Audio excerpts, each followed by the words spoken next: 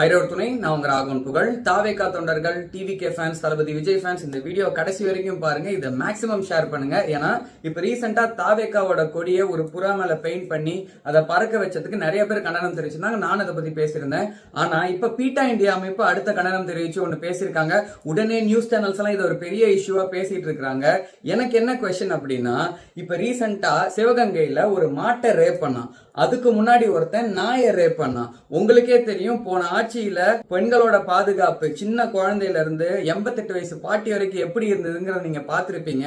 மனுஷங்களே இவ்வளவு கேவலமா ட்ரீட் பண்றப்ப, அவங்களுக்கே நீதி கிடைக்காதப்ப இவங்க நாய்களை என்ன பாடுபடுத்துவாங்கிறது உங்களுக்கு சொல்லி தெரிய தேவையில்லை. கர்ப்பிணி நாயின்னு கூட பார்க்காம அதை கழுத்துல சுருக்கு போட்டு சாவடிச்சிருக்காங்க.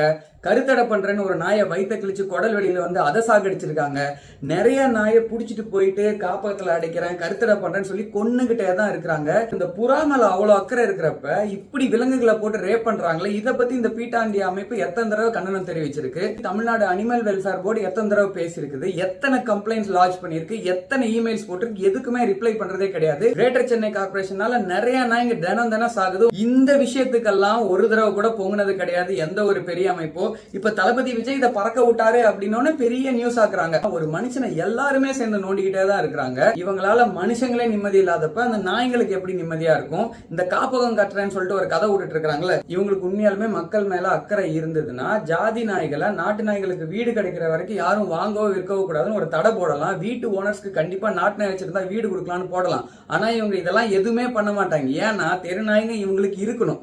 இருந்தாதான் இவங்க காசு அடிக்க முடியும். இந்த காப்பகம் கட்டுறேன்னு சொல்றாங்களே, தமிழ்நாட்டோட கடன் எவ்வளவு இன்க்ரீஸ் ஆயிருக்குன்னு உங்களுக்கு தெரியும். மக்களுக்கே ஒரு நல்லதும் நடக்காதப்ப இந்த நாய்களுக்கு காப்பகம் கட்டுவாங்கிறது நீங்க எத்தனை பேர் நம்பிட்டு இருக்கீங்க? அதே மாதிரிதான் தளபதி விஜயை பத்தி ஒரு நியூஸ் போட்டா எல்லாரும் அந்த சைடு திரும்பிடுவாங்க. நம்ம வேற ஒரு வேலையை பாத்திரலாம்னு சொல்லிட்டு எல்லாரும் பண்றாங்க. இந்த முக்கியமா இந்த நியூஸ் சேனல்ஸ் இவங்க என்னைக்காச்சும் உண்மையை பேசிருக்காங்கன்னு உங்களுக்கு நம்பிக்கை இருக்குதா? இந்த நாயை வச்சு நடக்கிற பாலிடிக்ஸ் இன்னைக்கு நேத்து நடக்கிற விஷயம் கிடையாது. இந்த நாய்க்கடி நியூஸ் போடுறதுக்கான பின்னணியை நாட்டில் நடக்கிற பல்வேறு பிரச்சனைகளை மறைக்கதான், உங்களை திசை திருப்பதான். ஏன்னா நம்மளோடவே வாழ்ந்த நாட்டு நாயை அழிக்கிறதா இவங்களோட பிளான். இந்த ஜிசிசினால டெய்லி எத்தனை நாய் இறந்துகிட்டு இருக்கு, எவ்வளவு பிரச்சனை நடந்துட்டு இருக்கு அப்படிங்கறத ஏற்கனவே நிறைய வீடியோஸ் போட்டிருக்கோம். நீங்க நல்லா யோசிச்சுக்கோங்க. மக்களே இங்க நல்லபடியா இல்ல, மக்களுக்கே இங்க நிதி இல்லாதப்ப நாய்களுக்கு எப்படி நிதி வரும்? நாய்க்குன்னு ஒரு நிதியை எடுத்து அதை அமுக்கிறதா இவங்க பிளான். இந்த நியூஸ் சேனல்ஸ்க்கான முக்கிய வேலையை எதெல்லாம் மறைக்கணுமோ அந்த டைம்ல வேற ஒரு நியூஸை போட்டுருவாங்க. இவங்க நாட்டுல நடக்கிற எத்தனை கொலை கற்பழிப்பு போன தடவை நியூஸ்ல போட்டாங்கன்னு சொல்லுங்க பாப்போம். நாட்டுல வேற ஒரு விஷயம் நடந்துட்டு இருக்கு, ஒரு பிரச்சனை போயிட்டு இருக்கு, அந்த டைம்ல நீங்க என்ன பார்க்கலாம்னா நாய்க்கடி நியூஸ பார்க்கலாம். நீங்க வேணா பாருங்க, தளபதி விஜய் நியூஸ் இந்த விஷயம் எல்லாம் அடங்கினதுக்கு அப்புறம், எலெக்ஷன் ரிசல்ட் எல்லாம் அப்புறம் நாய்க்கடி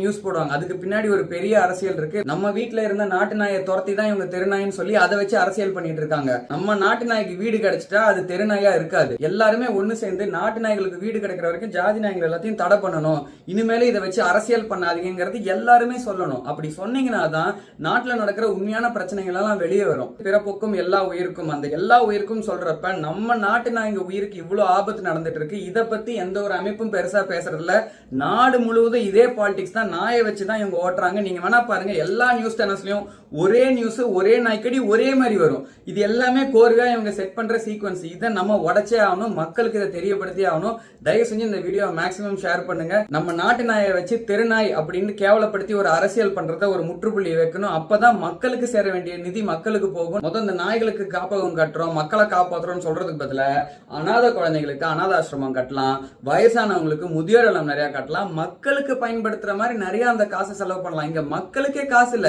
இவங்க நாய்களுக்கு காப்பகம் கட்டி இதை பண்றாங்களா? இது எல்லாருமே சேர்ந்து ஆதரிக்கிறீங்களா? ஜாதி நாயை நிறைய விற்கிறதுக்காக நாட்டு நாயை அழிக்கிறதுக்கு ஒரு அரசியல், நாட்டுல நடக்கிற எல்லா பிரச்சனையும் மறைக்கிறதுக்காக நாய்க்கடின்னு ஒரு அரசியல், இது போதாததுக்கு நாய்க்கறி வியாபாரம், இது எல்லாமே இப்ப கரண்டா நடந்துகிட்டே இருக்கு. இதுக்கு உண்டான ஆதாரம் நிறைய பேர் சப்மிட் பண்ணிருக்காங்க. ஆனா இதை பத்தி எந்த நியூஸ் சேனல்ஸும் பெருசா பேசல. தயவு செஞ்சு இன்னொரு தடவை நாய்க்கடி நியூஸ் பாத்தீங்கன்னா வேற ஏதோ பண்றாங்கிறத ஞாபகம் வச்சுக்கோங்க. மேக்சிமம் இந்த பாலிடிக்ஸை எல்லாருக்கும் எக்ஸ்போஸ் பண்ணுங்க. பிறப்போக்கும் எல்லா உயிருக்கும். ஜெய் பைரவா.